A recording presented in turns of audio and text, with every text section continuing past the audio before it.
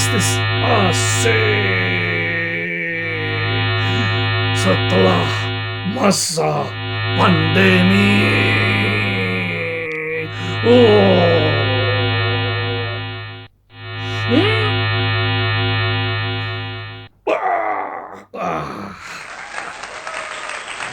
Bagaimana bisnis AC setelah masa pandemi? Karena masa pandemi itu juga pasti akan berakhir. Tidak mungkin pandemi itu tidak berakhir. Jadi pandemi pasti berakhir. Kita perlu menerawang bagaimana bisnis AC setelah pandemi.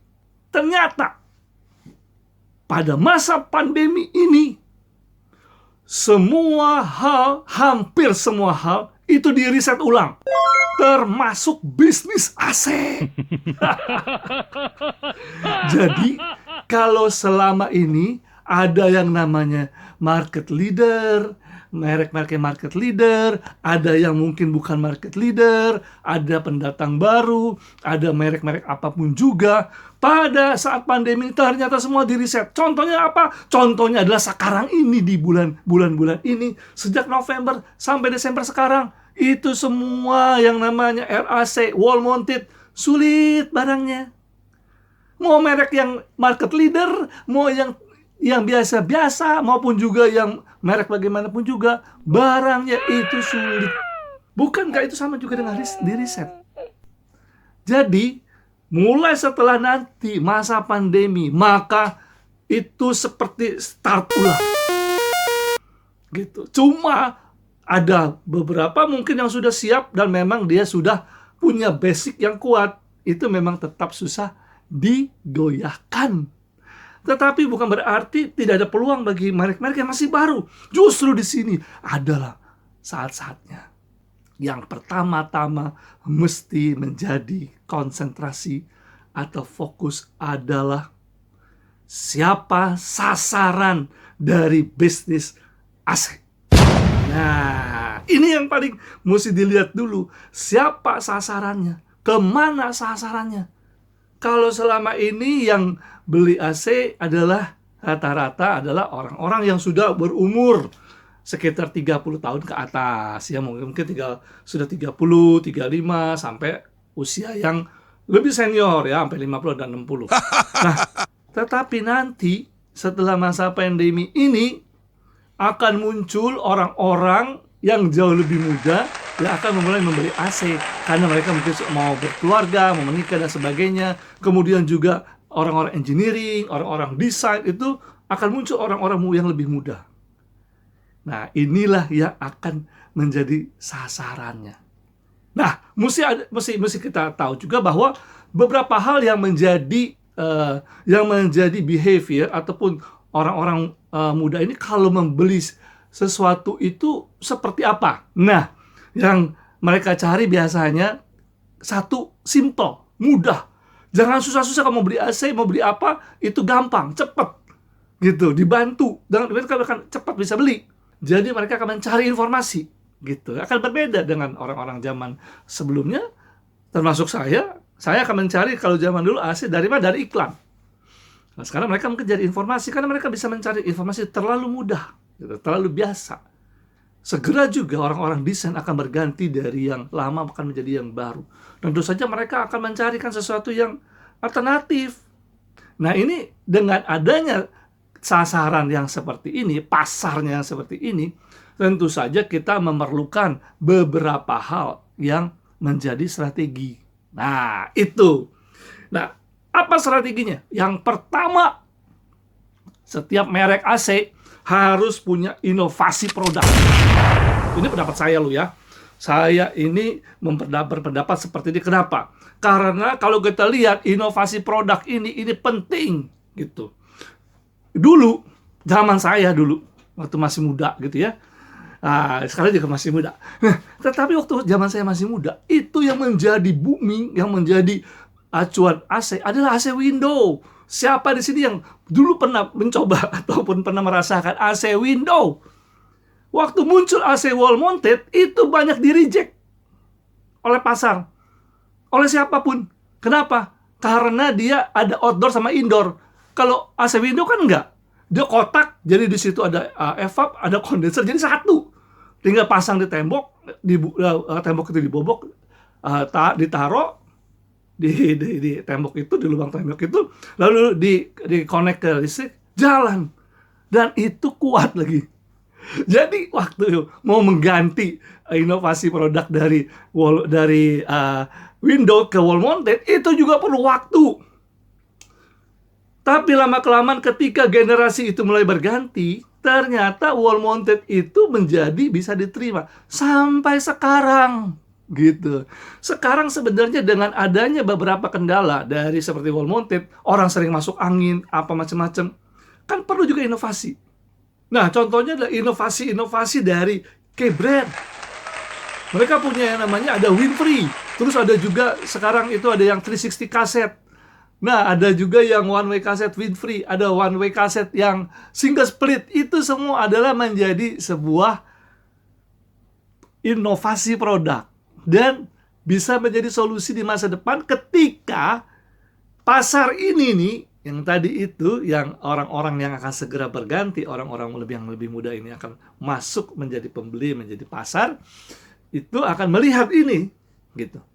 Tinggal bagaimana kita mengedukasi, bagaimana kita memberikan informasi, bagaimana kita bisa membuat tuh seakan-akan mereka mendapatkan satu kenyamanan, satu benefit yang khasnya gaya mereka.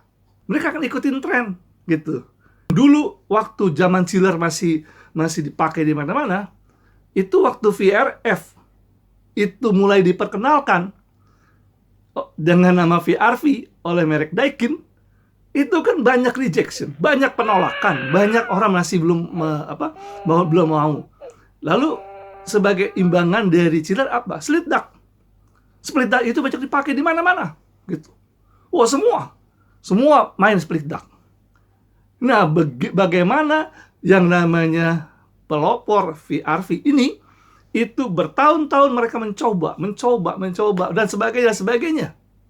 Sampai kalau sekarang mereka booming, itu bukan kerjaan 1 tahun atau 2 tahun. Tapi sudah lama. Makanya tidak heran kalau sekarang yang namanya VRF, atau yang sekarang dikenal kalau untuk merek Daikin itu ada VRV, dia booming. Itu tidak heran. Kenapa? Karena sudah ada inovasi ini. Untuk masa yang akan datang, apa inovasi produk yang ada nanti? Wall mounted akan berganti. Entah jadi apa, itu juga kita tidak tahu. Yang penting adalah inovasi produk. Perlu yang namanya strategi membangun bisnisnya, bukan hanya menjual produk. Kalau cuma jual produk, wah jual banyak, tapi bisnisnya tidak jalan, ya sama juga. Gitu, ya. Jadi yang paling penting adalah memang bagaimana kita bisa bangun bisnis, bukan sekedar jual. Wah jual banyak, gitu, bukan sekedar itu. Yang pertama adalah bagaimana membangun layer atau kita sebut B2C. Itu adalah ke retail, ke toko-toko retail, kemana, termasuk sekarang itu adalah ke marketplace, itu adalah bisnis retail. Itu mesti dibangun. Ada yang hanya membangun di layer 1 ini di retail, ada. Itu RAC misalnya, atau RAC dan floor standing di situ sama. Nah, ini yang dibangun, dan kalau ditanya bisa berhasil, dan sampai sekarang ada tuh yang bisa jalan gitu ya. Merek-merek tertentu yang hanya RAC sama floor standing, itu ada gitu. Saya juga pernah bergabung dengan begitu kuatnya dia di retail di RAC dan membangun yang namanya tim project. Nggak gampang. Tidak gampang membangun semua itu, tidak gampang. Tapi apakah bisa mereka akan menjadi merek-merek yang lebih dominan, menjadi merek-merek yang menjadi 3 besar atau 5 besar? Belum tentu gitu. Karena masih ada dua layer lagi, yaitu adalah channel. Nah, channel ini itu adalah AC spesialis gitu. Orang-orang yang bergerak di dalam bidang AC, yang kontraktor AC, yang yang mau stok, yang mau yang memang khusus di AC. Nah, itu memang agak beda sama toko atau sama retail atau B2C. Karena dia ada disebut channel gitu. Karena dia memang kadang-kadang juga masuk ke B2B karena ini adalah channel gitu, disebut channel. Nah, ini juga menjadi sebuah kaki gitu. Ya, ada kakinya. Jadi kaki pertama tadi adalah retail, kaki yang kedua adalah ini. Nah, kaki yang ketiga adalah project. Kalau project itu banyak yang mencoba bangun. Semua merek itu bangun project. Tapi ternyata bangun project itu tidak gampang. Kenapa? Karena perlu jangka panjang menangani project. Jadi kalau kita mulai masuk dari desain sampai proyek itu jadi, semua orang tahu ya, bisa 1 tahun, bisa 2 tahun, bisa 3 tahun, bisa mungkin juga hilang. Bisa terjadi seperti itu, karena itu project. Nah, jadi kalau ada merek AC yang bisa membangun 3 kaki ini, bisa dipastikan dia akan sulit digoyahkan. Nah, kira-kira ada nggak sih yang sudah bisa bangun ini dengan baik? Ada. Kalau saya mau ngomong jujur, itu adalah Daikin. Dia bisa membangun retail. Setiap toko, Daikin ada barang. Kemudian di channel, AC-AC spesialis. Mereka juga kadang-kadang ada stok beberapa gitu ya. Dan apa yang mereka tawarkan kalau customer mereka tanya adalah mungkin ini, merek ini Pak Daikin gitu. Artinya itu dia sudah bangun. Kemudian juga ada yang namanya project. Nah, kita ngerti lah kalau sudah project tuh menghubungi stakeholder siapa, itu kan tahu semua gitu ya. Seperti apa gitu, seperti siapa, itu tahu bagaimana itu. Nah, ada juga orang membangun merek-merek tertentu, itu justru dia mulai dari yang namanya project. Gitu. Nah, project itu kenapa? Karena memang produknya itu adalah VRF saja, ada yang seperti itu. Dan kalau dia bangun ini, itu sangat sulit. Kenapa? Karena panjang semua. Jadi project itu panjang semua ceritanya. Kadang-kadang udah cerita panjang-panjang, udah ikut itu.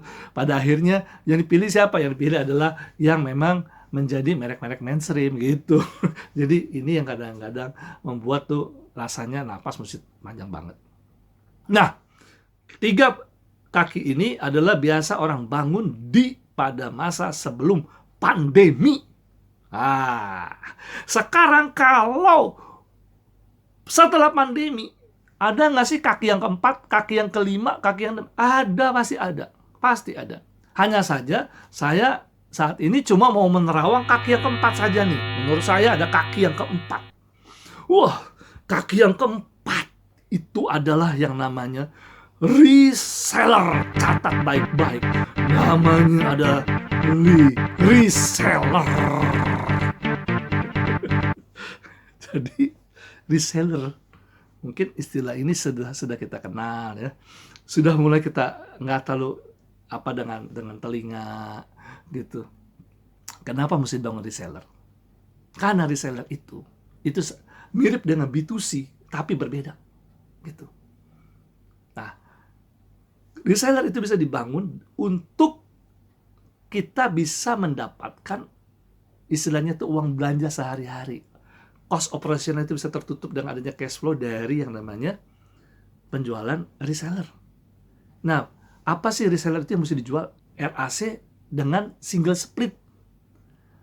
Single split dari baik itu ducting kecil, kemudian kaset, floor standing, yang seperti itu. Lalu kalau ada pertanyaan, bisa nggak VRF? Menurut saya sih bisa aja. Cuman agak sulit karena VRF itu kan panjang gitu ya. Tapi kalau untuk single split, RAC, itu kan kadang-kadang sering itu cepat gitu. Orang butuh cepat dan ternyata ada, dan itu bisa dijual 1-2, itu bisa jadi sebuah bisnis gitu. Menjadi sebuah jaringan reseller. Dengan adanya reseller, maka istilahnya cash flow itu berjalan. Gitu. Sehari-hari itu bisa ada ada pergerakan, gitu, pergerakan. Ini pendapat saya. Akan bagus kalau bisa dibangun untuk merek-merek baru. Gitu ya. Kalau merek baru nih, mau bangun apa kan bingung kadang. Mau masuk proyek, waduh lama bener ya. Jadi nanti sales yang akan di-push, ayo dong mana proyek. Wah, semuanya akhirnya pada nggak tahan, semua rontok dan sebagainya. Kenapa? Karena proyek memang kita kan tahu lama gitu ya. Lama. Jadi bisa ada dong yang sehari-hari. Ya, sehari-hari itu bisa dengan RAC. Dengan retail. Seperti itu bisa dibangun. Tapi juga ada satu lagi. Reseller. Ini adalah sebuah hope, sebuah harapan. Nah, reseller itu kalau kita bangun, sementara ada tim project masih bisa berjalan, itu akan paling tidak akan ada yang namanya cash flow. Jadi masih bisa berjalan, tidak tertatih-tatih.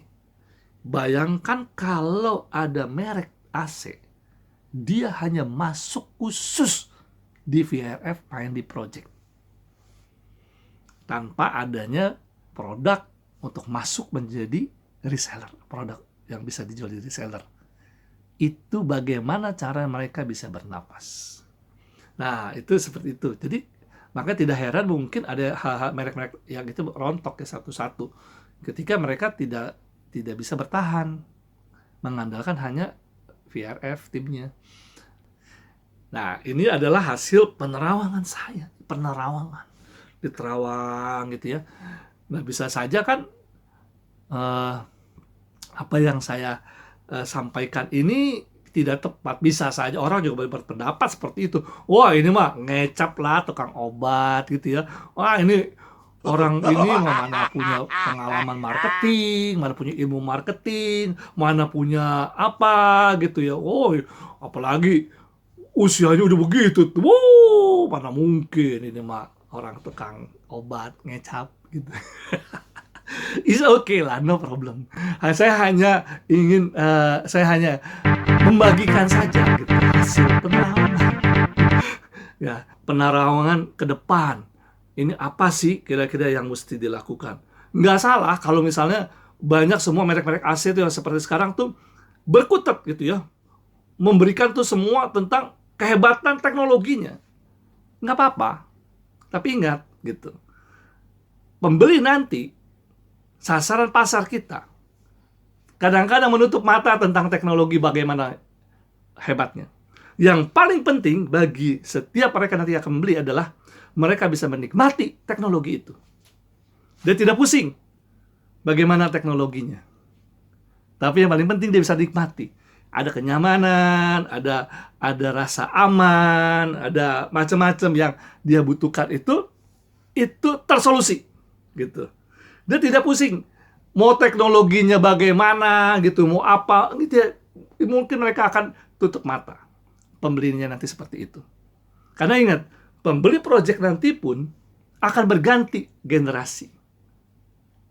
Mereka pun juga akan mencari seperti apa kemajuan itu. Seperti apa inovasi-inovasi.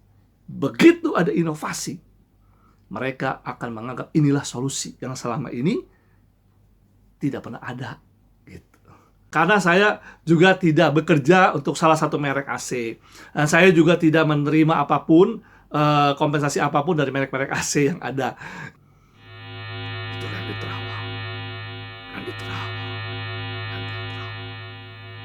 Permadi Sasrabahu.